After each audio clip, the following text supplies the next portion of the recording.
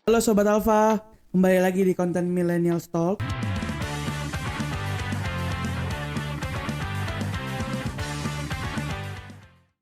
Dan kali ini di episode 22 kita akan ngebahas sesuatu yang seru, sesuatu yang juga mengedukasi teman-teman semua. Dan pada hari ini kita akan membahas terkait seberapa menarik beli saham yang baru IPO. Nah, hari ini gue udah kedatangan tamu yang tentunya bisa menjawab pertanyaan-pertanyaan itu dan menjawab pertanyaan-pertanyaan teman-teman juga tentang saham yang IPO. Dan di sini udah bareng sama gue ada Ijul. Halo Jul. Halo Ses. Sehat-sehat ya Jul. Boleh disapa dulu dong teman-teman Sobat Alfa. Halo Sobat Alfa semuanya. Oke, kita langsung aja ya teman-teman untuk membahas terkait seberapa menarik beli saham yang baru IPO. Tapi sebelum jauh ngebahas terkait hal tersebut, mungkin gue mau tanya dulu deh sama Ijul. IPO itu apa sih sebetulnya? Oke, IPO itu sebenarnya proses perusahaan untuk go public. Jadi saham-sahamnya perusahaan itu bisa diperjualbelikan di Bursa Efek Indonesia. Jadi seluruh masyarakat bisa nih memperoleh pemegang saham perusahaan tersebut. Oh gitu. Iya. Dan setelah itu mungkin kenapa perusahaan itu tuh bisa IPO gitu? Oke, kalau ditanya kenapa, yang pasti ini salah satunya adalah pilihan untuk menambah modal perusahaan. Jadi mungkin manajemen mempertimbangkan dengan IPO yaitu dengan menambah modal yang lebih efektif dibandingkan kayak minjem ke bank kayak gitu. Inilah salah satu strategi juga perusahaan untuk menambah modal dengan cara IPO atau melantai di Bursa Efek Indonesia kayak gitu. Oh, berarti ini juga bisa dibilang sebagai strategi ya dari sebuah perusahaan itu ya? Bisa dikatakan kayak gitu. Oh, tapi kenapa ada perusahaan yang kelihatannya udah sukses nih gitu dan udah lama juga di industri terkait gitu, tapi sampai sekarang tuh masih belum IPO gitu, padahal bisa dibilang kalau tadi Ijul bilang itu bisa menjadi suatu strategi juga gitu. Dan tapi kenapa masih ada ditemukan perusahaan-perusahaan yang seperti itu gitu? Oke, yang pertama balik lagi nih ke perusahaan itu sendiri dalam pemilihan strateginya seperti apa. Atau memang perusahaan itu baru butuh modal, bisa jadi baru butuh modal nih mau ekspansi bisnis ataupun kayak mau bayar hutang misalkan. Nah itu dia baru kayaknya nih perusahaan gue harus IPO nih karena gue harus butuh modal saat itu kayak gitu. Jadi bukan kategori indikator tuh bukan kategori sukses atau sukses ya, tapi ini gue lurusin lebih kayak kapan perusahaan itu butuh modal kayak gitu. Gak semua perusahaan sukses itu harus IPO tuh nggak juga gitu. Mungkin dia belum butuh modal kayak gitu misalkan, tapi ada juga yang perusahaan-perusahaan yang baru banget kemarin tapi langsung IPO. Nah mungkin itu satu strategi untuk menambah modal perusahaan itu sendiri kayak gitu. Oke, menarik nih. Jadi dari tadi penjelasan yang udah dijelaskan oleh Ijul terkait kenapa kok ada perusahaan yang udah lama tapi belum IPO, dan kemudian apa aja sih yang menjadi faktor itu yang bisa mempengaruhi sebuah saham itu untuk bisa IPO gitu. Apa mungkin itu ada faktor internal atau eksternal atau bahkan keduanya gitu? Ada keduanya sebenarnya. Jadi gue jelasin faktor internal dulu ya. Faktor internal dari perusahaan tuh baik lagi dari sistem manajemennya. Manajemen ini menentukan strategi ke depannya, kira-kira apakah dia membutuhkan modal untuk misalkan membangun bisnisnya lagi ke depannya, atau mau beli tanah ataupun mau beli ruko, merenovasi ruko. Tuh ada ketentuan-ketentuan di prospektus kalau misalkan Sobat Alfa baca gitu. Jadi ada kenapa sih ini perusahaan IPO, dananya buat apa, yang itu ada di prospektus semuanya. Jadi baik lagi apakah untuk membayar hutang kayak gitu. Itu faktor internal dari sistem manajemennya.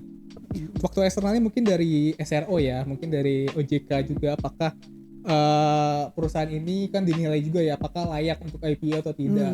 Jadi tergantung tuh, kalau misalkan OJK setuju ya oke, faktor eksternalnya lancar disetujui IPO. Tapi kalau misalkan dari OJK-nya tidak setuju, itu salah satu faktor yang bikin menghambat perusahaan untuk IPO kayak gitu. Nah ini menarik nih, gue mau lebih tahu lagi tentang faktor eksternal yang terkait OJK. Berarti kan OJK ini bisa dibilang sebagai faktor yang mempengaruhi cukup besar dari perusahaan itu untuk IPO.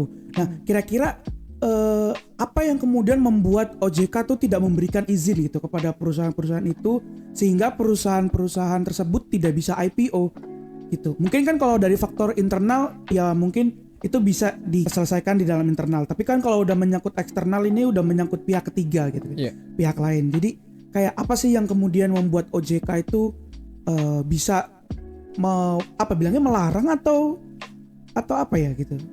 Itu tidak menerbitkan izin sih. Oh, tidak menerbitkan izin ya. Itu biasanya kenapa tuh? Oke, yang biasanya yang gue tahu ya, biasanya itu dari misalkan struktur organisasinya maksudnya nggak efektif lah, struktur organisasinya tuh kayak kurang mewakilkan kayak gitu. Terus ada dari sisi profil company-nya seperti apa, itu juga dilihat tuh background checkingnya, kayak BOC-nya juga dilihat backgroundnya seperti apa. Nah itu biasa salah satu pertimbangan OJK dalam memutuskan apakah perusahaan ini layak IPO atau tidak sih. Mungkin itu yang gue tahu ya. Oh kayak gitu.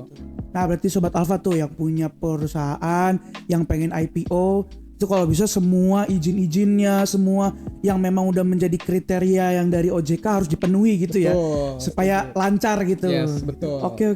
Nah sekarang ini kan ada banyak brand baru nih, contohnya kayak Teguk, terus juga ada dulu tuh sempet rame Goto, dan kira-kira apa sih yang perlu kita analisis gitu sebelum kita membeli saham-saham tersebut gitu. Oke. Jadi sebelum perusahaan ini IPO, jadi itu ada prospektus namanya. Nah, oke, jadi di situ ada seluruh company profile-nya, tujuan IPO untuk apa, bahkan laporan keuangannya seperti apa. Di situ dibedah semuanya sampai detail, company BOC-nya juga dijelaskan juga. Nah, disitulah kita bisa menilai nih perusahaan ini apakah layak untuk kita beli atau tidak.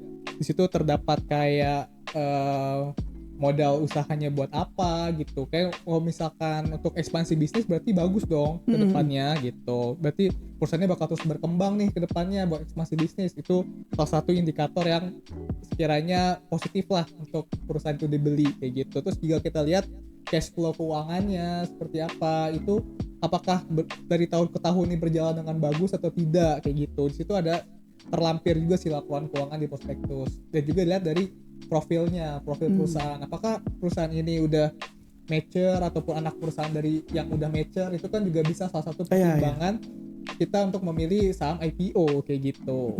Nah ini tadi aku ada satu hal yang menarik, jadi mungkin bisa aku simpulkan yang perlu kita analisis sebelum membeli itu sebenarnya lebih ke arah background dari perusahaan tersebut. Betul. Namun kadang kan suka mungkin teman-teman Sobat Alpha ada yang carinya di mana, cara kita supaya tahu kayak tadi cash flow-nya apa segala macam itu di mana. Nah itu kira-kira bisa kita akses di mana sih untuk melihat hal-hal seperti itu gitu. Oke, ini khusus bahas IPO ya. Untuk IPO itu sendiri ada websitenya sendiri, namanya ipo.co.id. Mungkin nanti dilampirin aja ya websitenya. Boleh ya editor ya, tolong ya dilampirin ya biar teman-teman Sobat Alpha bisa langsung tahu nih.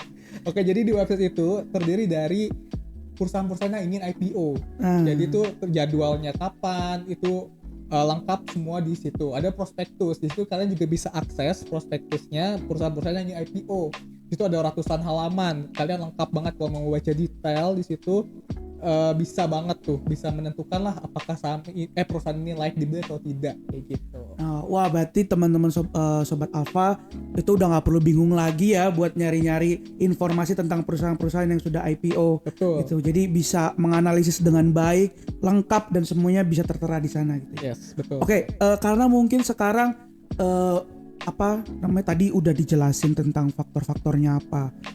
Terus juga udah dijelasin terkait bagaimana menganalisisnya, dan berarti tentunya bakal menimbulkan ketertarikan sendiri nih khususnya anak muda sekarang kan yang udah mulai investasi saham dan segala macam.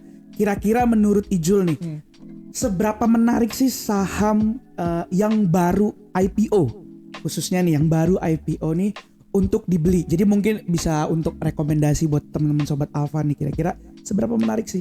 Oke, kalau dari gue sendiri sih sangat menarik ya IPO ini ya.